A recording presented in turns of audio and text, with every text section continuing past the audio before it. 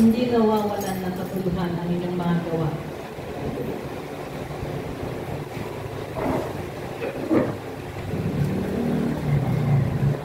Dati kong aalalahanin ko ang inyong mga gawa.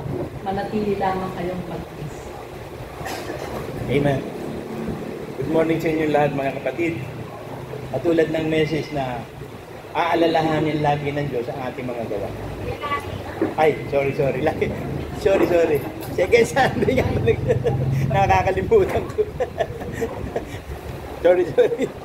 Second Sunday nakakalimutan ko. Panahihin lamang ninyong pag-ibig na ipinagkaloob ko sa inyo upang kayo makagawa ng kabutihan tungo sa kabanalan, maging matatag kayo sa inyong pananampalataya. Amen. Mga kapatid, tulad na sinabi uli ng prophet, maging matatag tayo sa pananampalataya kasi napakalapit na ng araw. Marami pa sa atin na matitigas ang ulo. Noong araw kasi, anak tayo ng dyablo. Alipin tayo ng kasalanan, nasa kapangyarihan tayo ng kadiliman.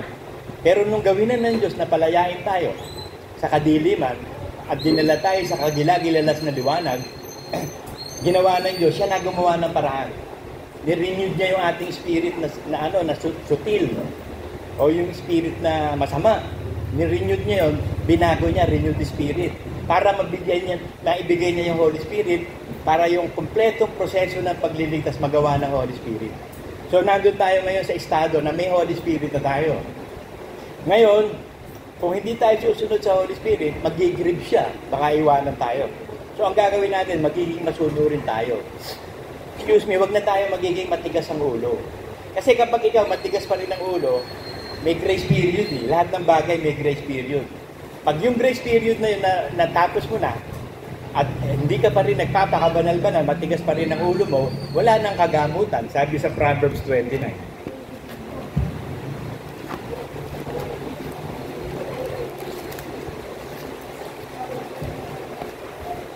Proverbs 29:1. Ang madalas na masaway na nagpapatigas ng kanyang leeg, biglang mababali at walang kagamutan. Tapos na yung grace period mo. Noong araw, ang Panginoon nagbigay ng grace period ng panahon ni Noah, 7 days. Binigyan niya pa ang mga tao makapagsisi, makapasok doon sa daong. After 7 days, uulan na yun eh. Wala nang makakalibre, mamamatay na lahat. Yun ang grace period na ibinigay ng Diyos ng panahon ni Noah. Ngayon, yung panahon natin ngayon, hindi natin alam kung gaano yung grace period sa bawat isa sa atin na ibinigay. Kasi finish or not finish, pack your paper eh. Pag kumpleto na ang kapunuan bilang ng itil, pabababain na ng Ama si Kristo, kukunin na tayo.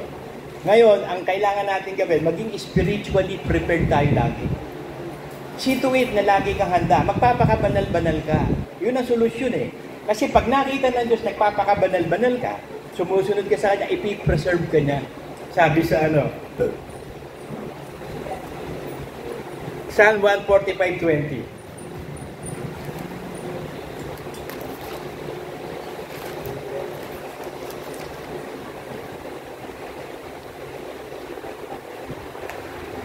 Iniingatan ng Panginoon ang lahat ng nagsisiibig sa Kanya, ngunit lahat ng masama ay lilipulin niya. So malapit ng lipulin ng lahat ng masama eh. Kasi ganun din ang ginawa ng Diyos ng panahon ni Noah. Lilipulin niya lahat ng masama.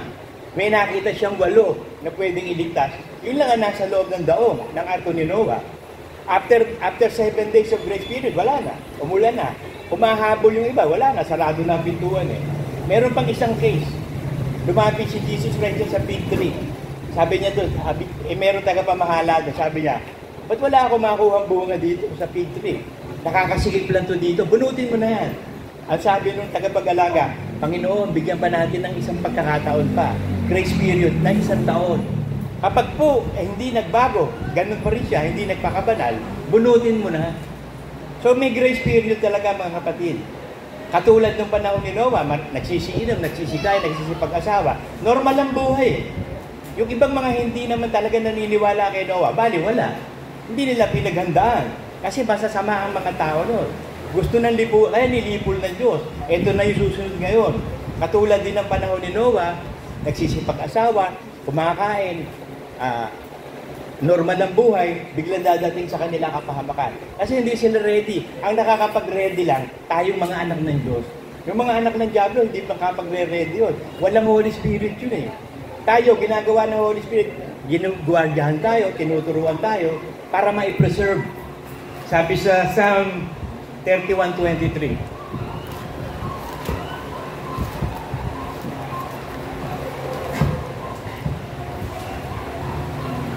O ibigin ninyo ang Panginoon, ninyong lahat ng mga banal niya, at pinapalagi niya ng Panginoon ang mga tapat.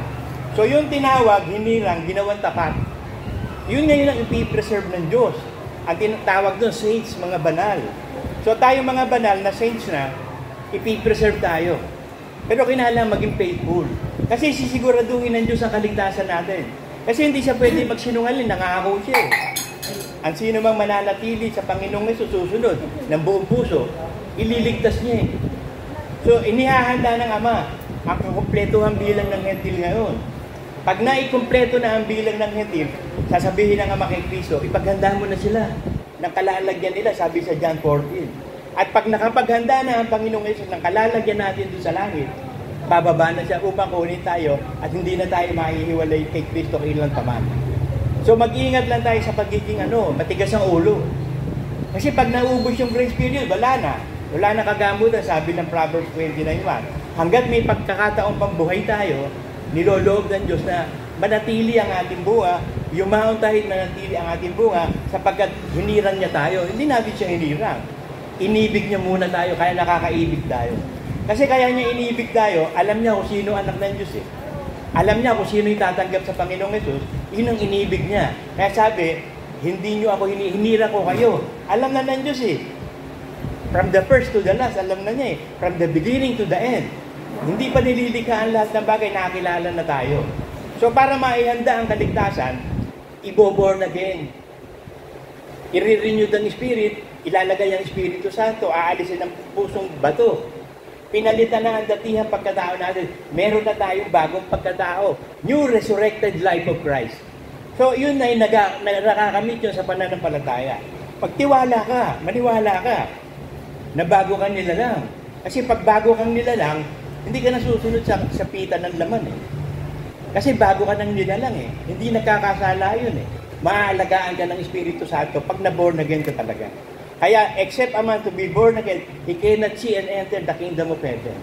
Kaya napakahalaga ng proseso, ng pagiging born again.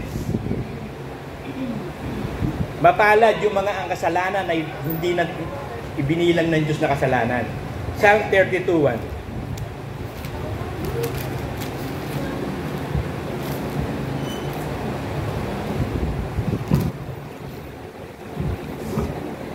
Mapalad siyang pinatawad ng pagsalangsang na tinakpan ang kasalanan. Nilinis ng Diyos ang kasalanan natin kasi binili ni Kristo ng kanyang dugo. So meron tayong utang. Ang utang kasi binili ka eh. Kasi nung araw kasi, pag binibili ang isang tao, ginagawang alipin. So may utang ngayon yung alipin doon sa kanyang Panginoon. Para makabayad siya, lahat ng utos ng Panginoon niya, susunod siya. Hindi siya pwedeng humindi. Oo lang siya ng oo. Kaya sabi ng Diyos, hindi ko na kayo gagawing alipin kung hindi kayo yung mga kaibigan. Kasi yung alipin, walang walang free will. Yung will lang ng Panginoon niya. Ayaw ng Diyos na robot tayo eh. Kaya binigyan niya tayo ng free will. Para makita niya kung sino yung magpapasya. Yun ang purpose ng free will eh. Makita niya kung sino yung mga anak niya. Kaya before, kasi gumawa na siya ng bahay niya eh. Napakaraming mansion doon, titira. Wala pang tao eh, marami nang titira. Alam ng mga lahat ng bagay eh. Siya ang creator of all things eh. He is the beginning and the end.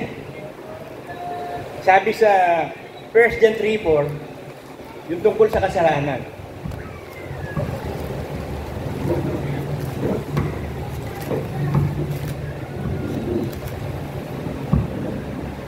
Ang sino mang gumagawa ng kasalanan ay sumalangsang din naman sa kautusan. At ang kasalanan ay ang pagsalangsang sa kautusan. Excuse me. Kasi ang kautusan ng Panginoong Yesus, nasasalangsan din natin yun eh. Minsan hindi tayo nakakasunod. Buti na lang at mapalad tayo, hindi na ibinilang ng Diyos ang kasalanan. Kasi nasa atin ang Panginoong Jesus. Ang nakikita niya sa atin, ang Panginoong Jesus na. Yung new resurrected life of Christ.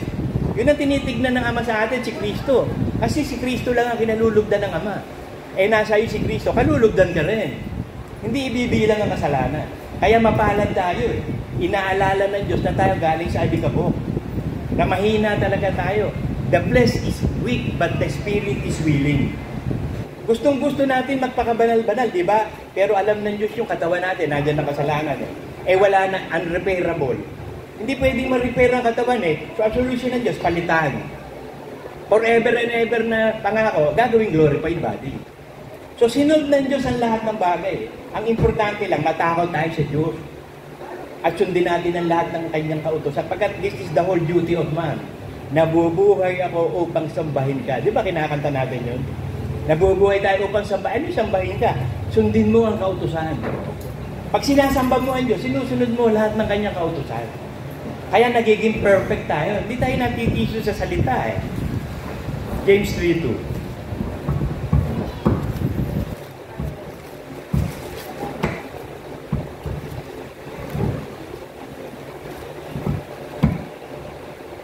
Sapagkat sa maraming mga bagay, tayo lahat ay natitisod. Kung ang sino man ay hindi natitisod sa salita, siya rin namang ay isang taong sakdal, perfect. So tinignan na tayo ng Diyos perfect. Kasi ang tinitingnan ng Diyos sa atin si Jesus Christ.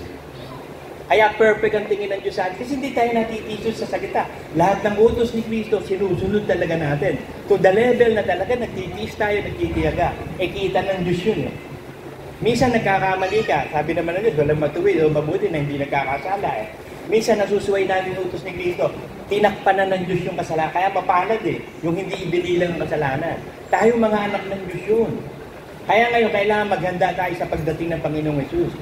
Lagi lang tayong sumunod sa kalooban ng Diyos, kaya ibinigay ang Holy Spirit para makasunod. Kasi walang makakasunod na tao sa Diyos, yung may Holy Spirit lang. Alam ng Diyos kaya, ginawa niya rin ang lahat ng solusyon. Lahat ng solusyon, ginawa na ng Diyos sa atin. All expenses paid. Binubuhat niya araw-araw ang ating krus. Psalm 68:19.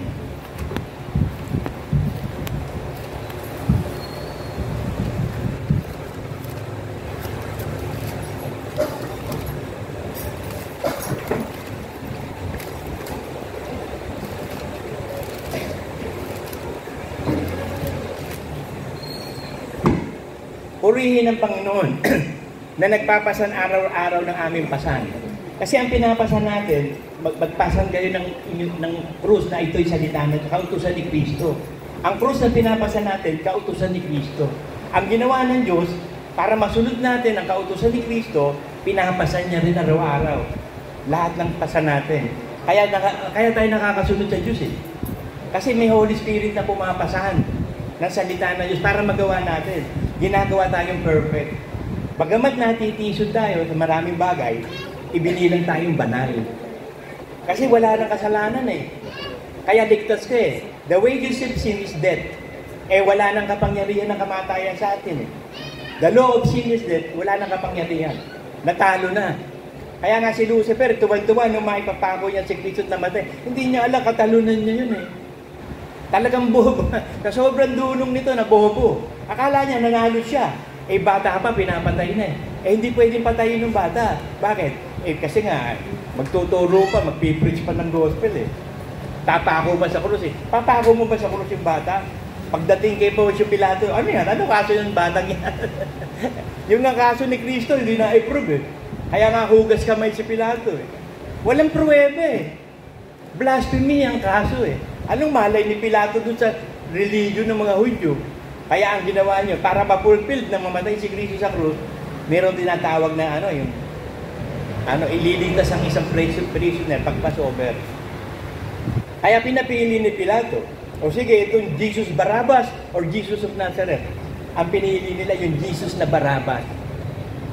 Makasanlibutan Sino ba pipiliin ng makasanlibutan? Hindi si Barabbas. Yung mga nasa Diyos, ang pipiliin si Kristo. Ganun talaga Taga-sanlibutan sila, ang pipiliin nila, yung kapwa nila taga-sanlibutan. Hindi na tayo taga-sanlibutan Kaya kayo inuusig, pinaparatangan ng masama dahil hindi tayo taga-sanlibutan.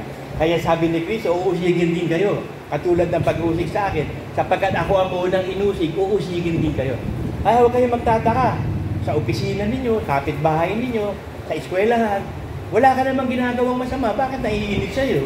Bakit nagagalit sa'yo? Bakit naiinggit sa'yo? Kasi espiritu ng demonyo nasa kanila. Kaya huwag kayong magtaka pag pinipersecute kayo, mapala ng mga inuusig kay Kristo Jesus sapagkat sa kanila ang kaharian ng Diyos. Pag hindi ka inuusig, baka kakampi ka ng sanlibutan, delikado ka. Mas magandang inuusig ka. Mas magandang maraming pag-uusig, maraming peklat. Pag maraming peklat, ibig sabihin maraming labanan. Tingnan mo si Kristo, bilangin natin ang peklat, mula ulo muna. Ilan yung peklat niya sa ulo? Koronang tinig yun eh. O, ano sumunod? Sinabunutan siya, tinanggal ang balbas, bigote. Magang-maga mo ka nun. Kaya sabi sa wala ka makikitang kagandahan kay Kristo. Bakit? Binugbog yung mukha eh. Ano sumunod? Sa dibdib man, yung saksak ng sibat. O, sugat yun. Sa likod, 39, nalatigo. O ano pa, pagdating sa baba, anong ginawa? Binugbog siya ng 600 soldiers. O sa kamay, may butas yung ng pako ang kamay niya. Sa paa, may butas din ng pako ang paa niya. Napakaraming peklat, napakarami kasing pag-uusig na ginawa kay Kristo. Ganun din tayo. Pag wala kang peklat, hindi ka lumaban sa labanan. Kapag ikaw lumaban, sundalo ka, ilalaban ka sa labanan, hindi naman pwedeng hindi ka nasasaktan. Ano kasi, Superman? May peklat ka pa rin pag lumalaban. Yung walang peklat, yung nananakbo, cook na lang doon sa O kaya nasa administration, nasa desk officing ka. Pag ikaw lalaban ng talagang battle to battle talaga, hindi pwedeng hindi ka masasaktan. Kung ikaw anak ng Diyos, masasaktan ka, sabi ng Bible. Makakagat yung sakong natin, hindi nasaktan tayo. Magagalaw tayo ng demonyo, pero tatapakan natin ang ulo ng Satanas. Talo na si Satanas hindi mananalo. Kaya lang tayo, nakakagat pa rin sa paa. Bakit? Nasa mundo tayo Kaya sabi ni Kristo, magugasan kayo ng paa. Kasi naglalakad pa tayo Nung alisin tayo sa Kumunoy, nilinis tayo, malinis ka. Naglalakad ka pa sa mundo, magkakadumi ka. Kaya yun ang ginawa, bakit iniligtas ni Kristo yung nakapako sa krus? Alam ni Kristo kung mabubuhay pa yun, susunod yun Kaya alam naman, iligtas yun ng hindi alam ng Diyos na hindi susunod. Sabi nung iba, ba't yun, hindi nabautismo sa tubig? Hindi nabautismo sa Espiritu? O ba't iniligtas? Ba'y mamarunong ka pa sa Diyos? Kung mabubuhay o susunod sa bautismo sa tubig yun. Alam ng Diyos yun, magkakamali ba Diyos? Bakit sabi niya, truly, today I say unto you, you shall be with me in paradise. At totohanan, katituhan, sinasabi ko sa iyo ngayon, ipagsasama kita sa aking kaharian. So ipagsasama pa lang, sa last judgment yun. Nakikita-kita tayo doon na nakapako sa krus. Kasi alam ng Diyos yun May mga pilosopong tao, bakit yun? Hindi naman nakasama sa iglesia. O hindi nga nakasama sa iglesia, pero isinama ng Diyos yun. Ano pakialam mo sa Diyos? Kahabagan ng Diyos, ang kung kahabagan, kaawaan niya, gusto niya kaawaan. Sino kang pokontra sa Diyos? Sino kang hahatol sa mga lingkod ng Diyos? Excuse me.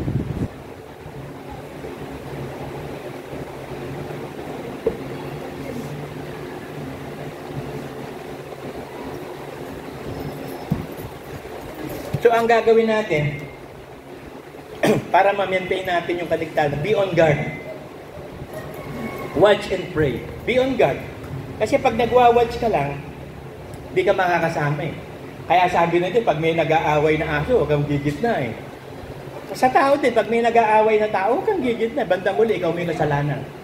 Meron ako dyan kakilala, ka-opisina ko nung araw Sa assessor, may nag-aaway, barkada niya siyempre, magkakakilala siya, inuman, lasingan. Inaawat niya, sa bandang huli, siya yung patay. Siya yung sinaksak. Ayaw nga ng Diyos nang pag mayroong aso nag-aaway, pag sumingi ka, ikaw ang makakagat. Aso pa yun. Ganon din sa mga tao. Kaya kayo, pag may nag-aaway, okay yung papagitna, hayaan nyo sila, gusto nila mag-aaway. Ang pangkaraniwan dyan, alam mo, pag may nag-aaway ng mga bata, pumapagitna yung nanay. Away bata, pumagitna yung nanay. Di syempre, makalalaman nung, pupunta yung nanay nung di away na sila, nanay to nanay.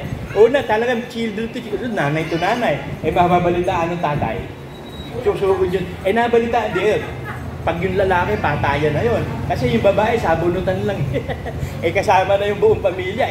Maraming angkan, gulpi ka doon sa maraming angkan. Kung lahi ni Jacob, 12, gulpi kayo doon. So ayaw ng Diyos doon. Huwag tayong makikialam sa buhay ng may buhay. Lagi lang tayo magbantay. 1 Corinthians 16:13.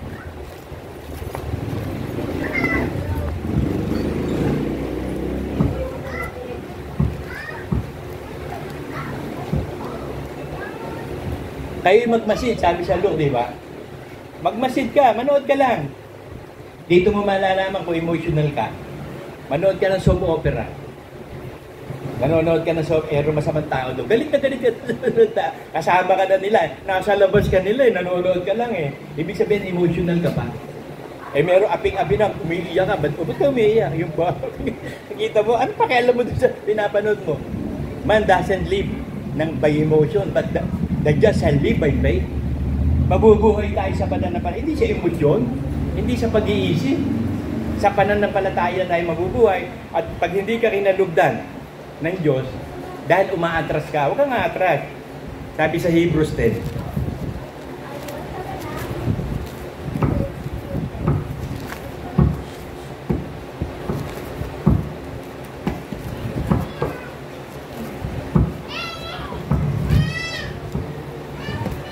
Hebrews 10, simulan natin sa 35 hanggang 39. Huwag nga inyong itakwil ang inyong pagkakatiwala na may dakilang gantimpala, sapagkat kayo nangangailangan ng pagtitiis upang kung inyong magawa ang kalooban ng Diyos, magsitanggap kayo ng pangako.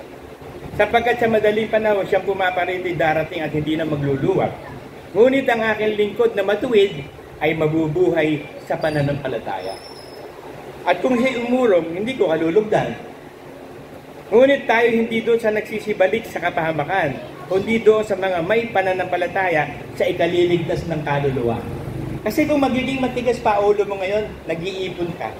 Kasi ang sabi ng Diyos, mag-iipon tayo ng mga bagay na dadali sa langit. Yung susunod sa langit, mabubuting gawa. Utos ni Kristo. Mag-iipon tayo nun. Pero kung ang iipunin mo naman, yung mga kasalanan dito, abay, may ebidensya laban sa iyo. Susunod din yun. Sabi sa Romans 2:5.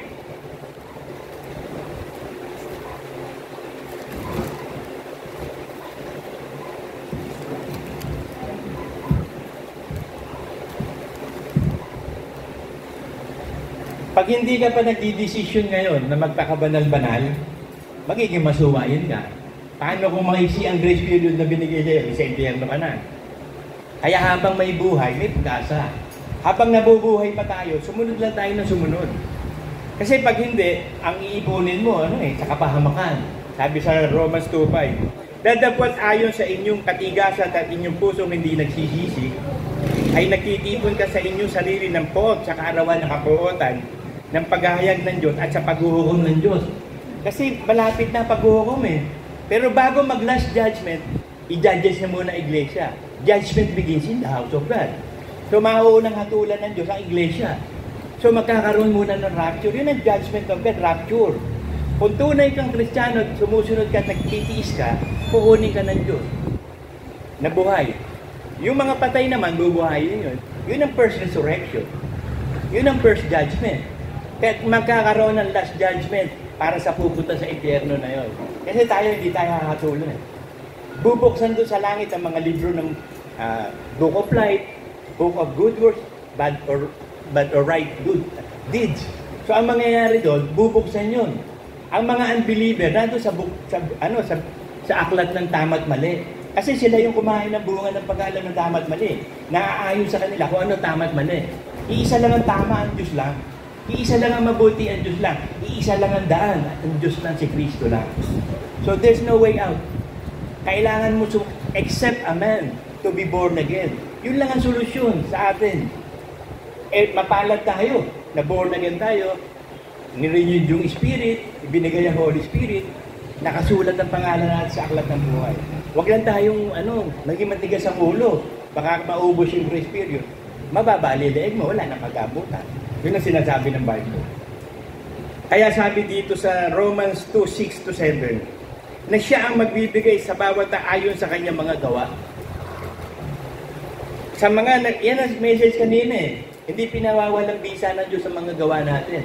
Kinikilala niya yung mga gawa. Kasi gawa ng Holy Spirit yun. Nasusulat sa aklat ng buhay yun. Na siya ang magbibigay sa bawat ayon sa kanyang gawa. Sa mga nagsipagtigaga, sa mga mabubuting gawa, sa paghanap ng kaluwalhatian at puri na di pagkasira, ay ang buhay na walang hanggan.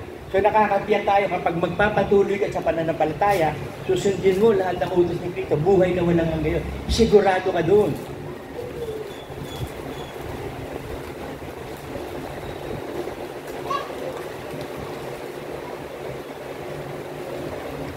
Kasi naka-record eh, sa Psalm 139:16.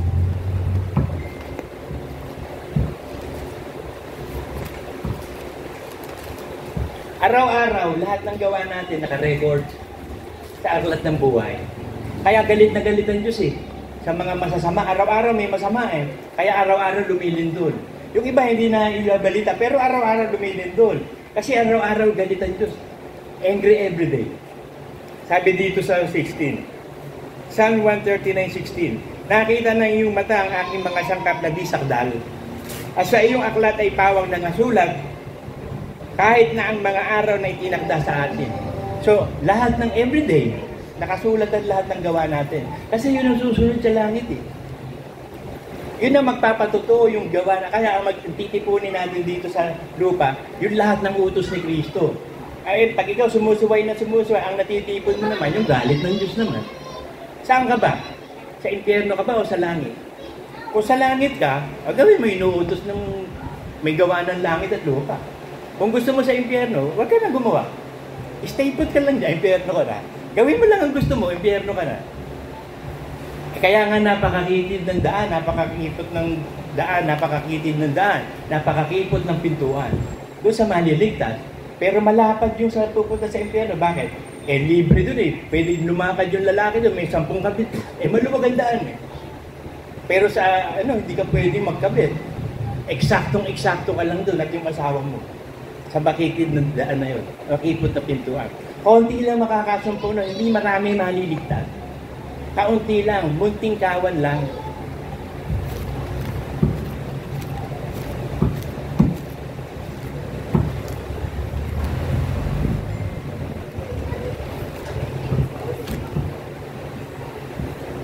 Luke 12:32. Huwag kayo matakot, munting kawan. O sino inaakalis dito, munting kawan? Munti ba tayo? Bilangin mo nga, 22 ba tayo? 22 ba? Talaga munting kawan lang eh. Huwag kayo matakot, munting kawan, sapagkat kalugod-lugod na mainam sa inyong ama na sa inyo ibigay ang kaharian. Ang kaharian ng Diyos, biruin mo, ang liit lang nun. Yung sukat, inano ko yun eh, ratio and proportion eh. Yung kalaki ng, yung langit, yung third heaven, nandun ng New Jerusalem, nandun lang Temple of God, yung parisukat, yung cube. Chinik ko eh, kasi laki lang ng United States. Yung United States, yun lang, ganun kaliit. Ganun kaliit lang yung titirhan natin sa langit. Maraming room, maraming mansion doon. Bakit ganun kaliit? Munting kawan nga eh. Kaya pag nakakita kayo ng milyon-milyon, kontra na sa Bible yun. Kinasusuklaman ng Diyos ang pinapupurihan ng mga tao. Ang gusto ng Diyos, inuusi ka dahil kay hindi yung pinapupurihan ka. Minsan nga, tinatanong ng iglesia natin, di ba? Manny boy, ilan ba kayo doon? Ilan ba kayo doon? Ang gusto nila malaman kung marami. Pag kukunti, baka hindi na umattend. Diba? Tinatanong kung marami ba kayo doon? Kung marami ba, pupunta ka. Pag konti, ayaw. Samantalang ang Bible, yan ang basis ng lahat ng truth. Kaya nasa tama tayo, we are on the way. Eksakto dinadaanan natin ang salita ng Diyos.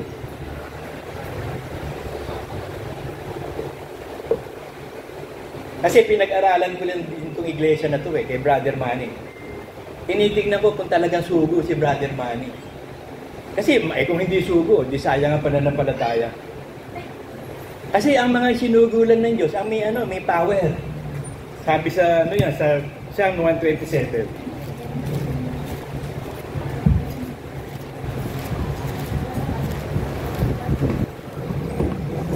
Kapag hindi sugo ng Diyos ang nagtatag ng iglesia, useless. Walang pakinabang doon, useless yun. Kahit ano gawin mo doon, walang mangyayari. Hindi ibibilang ng Diyos, hindi kanya yun eh. Ang ama, pinapalo lang niya yung anak niya. Hindi niya pinapalo yung hindi niya anak. Kayo, papaluin niyo ba yung hindi niyo anak? Makakasuhan ka ng RA 6292. Bawsi. Ba't mo pakikialaman yung may nanay at tata yun eh? Ako, pag yung meron ng lilimos nga, tatanungin ko, sabi ko, bakit ka ba naglilimos? Wala ako kaming pera. Ano ba ginagawa ng tatay at nanay mo ito? Binubugbog po ako eh. Kaya ba't ka nandito? Inuutusan ko ako maglimos. mga tao talaga, salbahe. Ito sabi sa 127:1. Malibang itayo ng Panginoon ang bahay, walang kabuluhang nagsisigawa ang nagtatayo. Malibang ingatan ng Panginoon ang bayan, walang kabuluhang gumigising ang bantay. Walang kabuluhan sa inyo na kayo magsibahong maaga at magpahingang tanghali at pagsikain ng tinapay ng kapagalan, sapagkat binibigyan niyang gayon ang pagkatulog ng kanyang minamahal. So napakapalad natin eh. Yung iglesyang itinatag ng Panginoong Yesus sa pamamagitan ni Brother Manny, na CHCCP muna. Nung CHCCP muna, ang dami nito. Ang dami. Kailangan bawasan ng Diyos, munting kawan. Pinalitan ng LCJ. Ang dami pa rin eh. Pinalitan ng ACLJ para maging munting kawan. Para sigurado.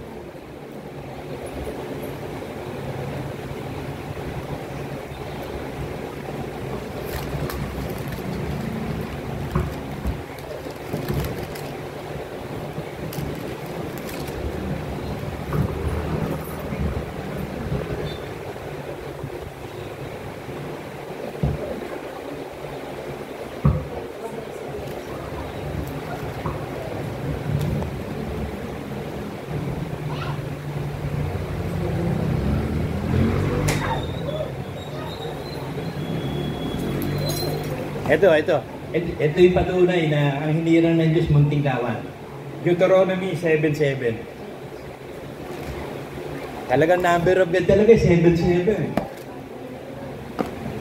Hindi kayo inibig ng Panginoon at pinili kayo ng dahil sa kayo'y marami. Sa bilang, kaysa alinmang bayan, sapagkat kayo ang pinakamaliit sa lahat ng bayan. Di ba itong palagi mo pinakamaliit? Alam nyo, naiingit ako kay Elmo at kay Carding nung araw. Sabi ko, pambihira to, napakaswerte nitong dalawang to. Pero mo, ang dami-dami nilang member, dami-dami nilang ikaputan to. Ang dami. Kaya pag nanghingi ng mga tulong, andun na. Nantalang sabi ko, palati.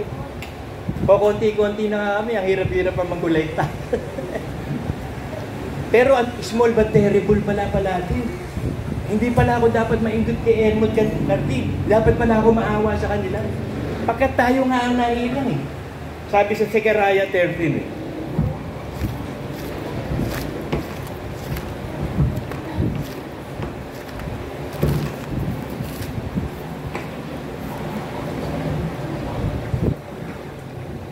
Zechariah 13:7-9. Ito talaga based sa history. Ang iglesia natin na talagang carbon copy. Gumising ka o tabak laban sa pastor ko at laban sa lalaki na aking kasama. Sabi ng Panginoon ng mga umbo, saktan mo ang pastor at ang tupa ay magsisipangalat. Di ba sinaktan si Brother Manny, namatay? Di ba kumalat ang iglesia? Kumalat ang iglesia, yung maraming mga member hindi na umaten. Kumalat na, nagbahagi na ang iglesia. Saktan mo ang pastor at ang mga tubay mga ngalat, at aking ipipihit ang aking kamay laban sa mga maliliit. At mangyayari na sa buong lupain, sabi ng Panginoon, 2 bahagi ang mahihiwalay. Di ba 2 bahagi na hiwalay? Yung iglesia ni Elwood is iglesia ni Carding. Kasi nung mamatay si Brother Manny, kumalat na eh. Pero nananatili ako, si Elwood si Carding. Pero ang ginawa ng Diyos, ganito eh. 2 bahagi maghihiwalay at mamamatay, ngunit ang ikatlo'y maiiwan. Kaya nga mapalad tayo, naiwan tayo, last man standing. At aking dadalhin ang 3 bahagi sa apoy, at sila'y dadalisayin ko na parang pilak na dalisay, at sila'y susubukin ko na parang mga subok sa ginto. Sila'y magsisitawag sa aking pangalan at aking silang didinggin, aking sasabihin, siyang bayan ko, at kanilang sasabihin, ang Panginoon aking Diyos. Kaya mapalad tayo eh. Very unique tong iglesia nito. Kung titignan mo, alam nyo, Nung araw, ang tingin nila kasi rebelde palagi. Kasi nga lagi akong kumukwestiyon pag mali ang aral eh. Nakokontra ko sila. Pag nag-meeting kami nun sa Taytay, lagi akong kontra. Sabi nung ninakarding, kailangan makakuha tayo ng politiko na ipapagawa tayo ng building. Magkaroon tayo ng worship area. Teka, sandali. Pupunta kayo sa Hintil. Di ba sabi ng Trijan, wala kaming kinuha anuman sa Hintil? Ba't nyo gagawin niya? Kontra kayo sa Bible. O nung nahiwalay na nga ako, nung makita ko, may video sila, may malaking table na nasa building. At ano kaya, nakakuha kaya ng politiko ito? Hindi ba kayo magkasya sa inyo, sabi ko? Sa release ng train nga, wala bang may bahay sa inyo, member, doon sa bahay? Kasi sa Bible, puro bahay-bahay lang eh. Huling-huling bahay nga, apartment si Pablo eh. Kasi pinalaya na si Pablo eh. Kumuha siya ng apartment. Yun ang naging iglesia, yung apartment. Tayo, garahe. Saan ba pinanganak si Kristo? Sa palasyo ba? Ginayakan ba si Kristo na napakagandong gayak ng isang prinsipe? Na isang napakayaman? Sabsaban nga, garahe. Garahe ng mga hayop to, garahe ng mga kotse. Ano ba yung kotse? Galing din niya sa mga hayop, Mustang. O di ba, Black Stallion. Sedan. Ang dami mga pangalan ng animals, pero mga sasakyan sila. Pero nagdamit ba ng maganda si Kristo? Nung magmotor si Kristo nang sumakay saan ba? Sa Black Stallion ba? Di ba donkey? Donkey. Ang donkey, pinakapangit ng bahay. Malaki lang ang tenga nun. Pambabae lang yun. Yun ang sinakyan ni Mary. Pagpunta ng Egypt. Nung hinahabol sila. O di ba? Dapat sana matikas, di ba? Anak ka ng Diyos eh. Donkey, dapat ang lalakaran niya, mga red carpet. Hindi, dahon ng buo eh. Di ba? Doon mo makita kung gaano nagpakababa ang Diyos. Nagpakababa siya na parang alipin, sabi sa Philippians 2.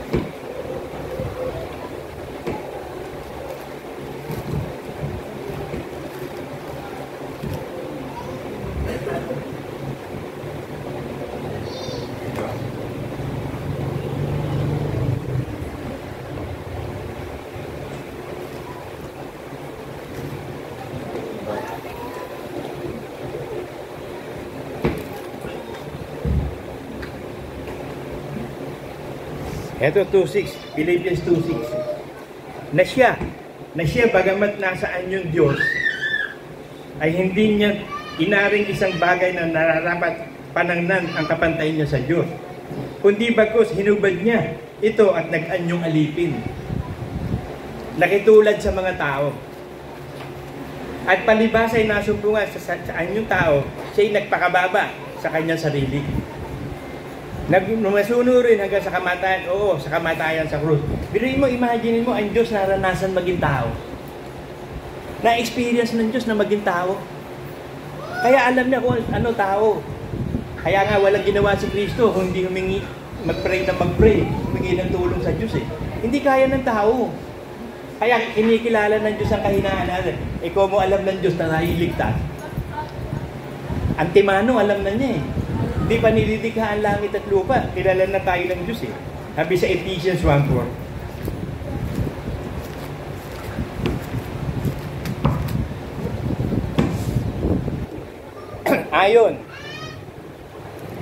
Ayon sa wala na. SOS. Isang microphone. Hindi, wala nang battery. Isang microphone. Sige, kahit ano na, patapos na naman to eh. Basta tumutunog lang. Ayos na yan. Patapos na eh. Hello. Ephesians 1:4. Ayon sa pagkapili niya sa atin sa Kanya bago itinatag ang sanlibutan, upang tayo maging mga banal at mga walang dungi sa harapan niya sa pag-ibig, na tayo itinalaga niya nang una pa sa pagkukukob na tulad sa mga anak sa pamamagitan ni Kristo Jesus. At sa ganang Kanya, ayon sa minagaling na kalooban ng Diyos. So hindi pa tinatatag ang sanlibutan, kilala na tayo. Natatandaan niyo yung sa Matthew 7, yung pinalayas ng Diyos yung sabi niyo. Kami po nag-preach po kami, nagpalayas ng demonyo ng aral. Ano sabi ng Diyos? Lumayas kayo sa harap ko, hindi ko kayo kilala. Umpisa pa lang, kilala ng Diyos lahat eh. Sabi sa Matthew, basahin natin yan.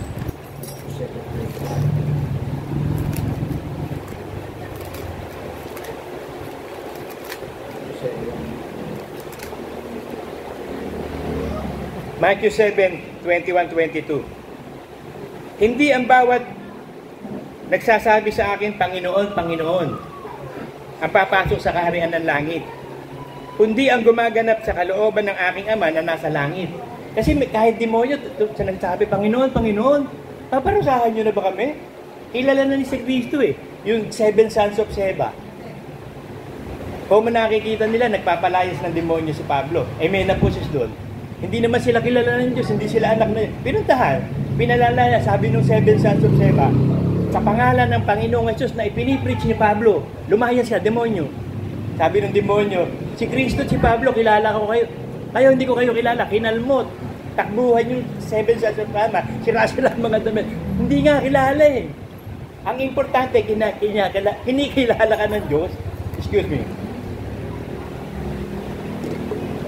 Kasi kung kilala mo nga ang Diyos, hindi ka naman kinikilala. So, napaka-importanting kinikilala tayo. Kaya ina-acknowledge niya nga eh.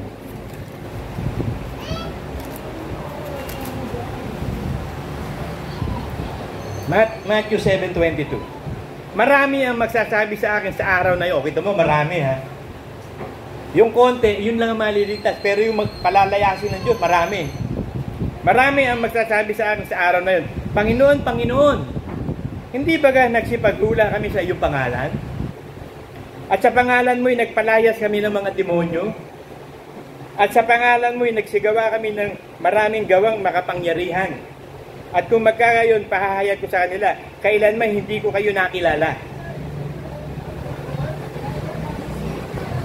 Magsilayo kayo sa akin, kayo manggagawa ng katampalasan.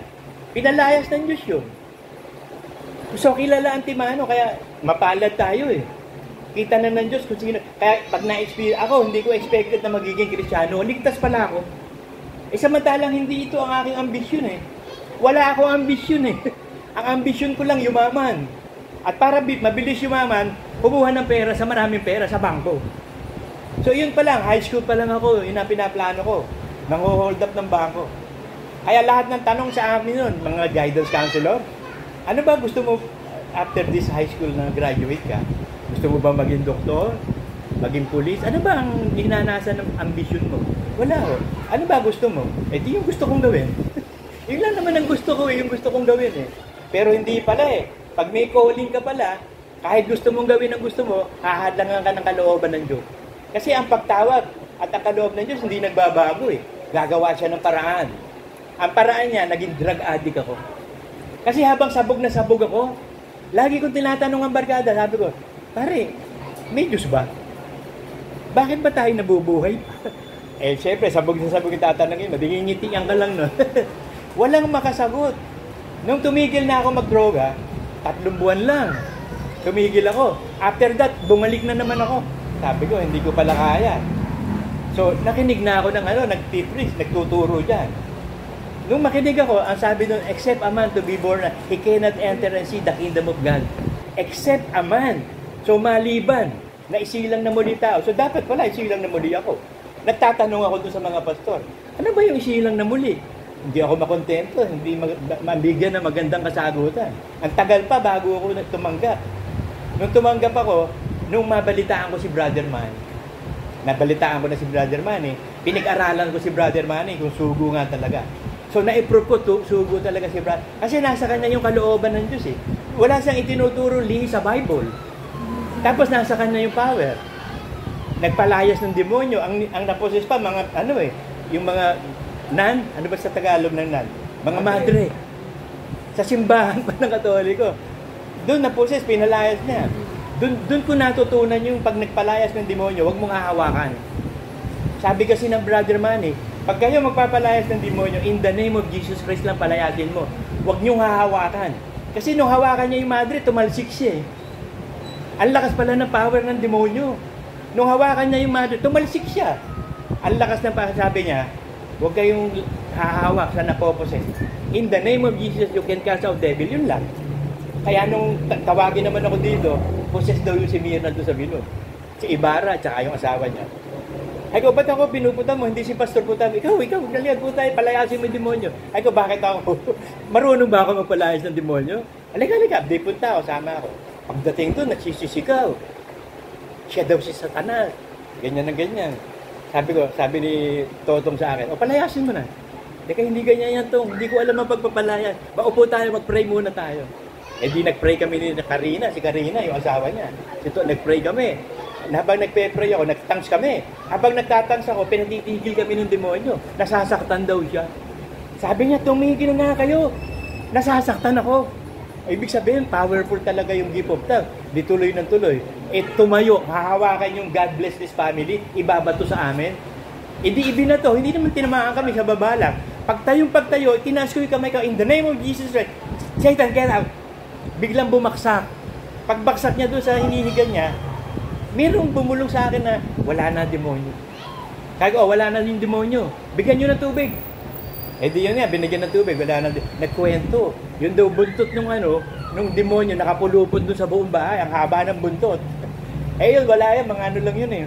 Sabi ko, ganun pa nga talaga pagpapalayas ng demonyo. Hindi mo alam kung sino gagamitin. Kasi hindi ko naman ako, nung bumaksak lang, nung batuhin lang kami, tsaka lang ako tumayo eh. Basta merong power na nagpatayo sa akin, in the name of Jesus, baksak eh. Parang pinalo sa ulo, baksak eh. Tapos ayun, nagkwento na. Hanggang sa yun na nga. Yung iglesyang ito, very powerful. Kaya nagkaroon ng transfer of spirit. Natatandaan nyo nun? Bumabagyo. Pinapunta tayo ni Brother Manny doon. Nag-transfer of spirit. Si Moses.